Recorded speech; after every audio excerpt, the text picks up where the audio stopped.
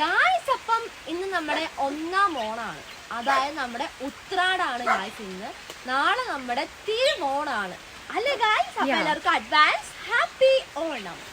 അപ്പൊ ഇന്ന് നമ്മുടെ ഉത്രാടം ഡേയിൽ നമ്മള് മേക്ക് ചെയ്ത ഉത്രാട പൂക്കളം കാണുന്നുണ്ട് എല്ലാവർക്കും. അപ്പൊ ഇതാണ് നമ്മുടെ ഇന്നത്തെ ഉത്രാടം ഡേ പൂക്കളം എന്ന് പറയുന്നത്.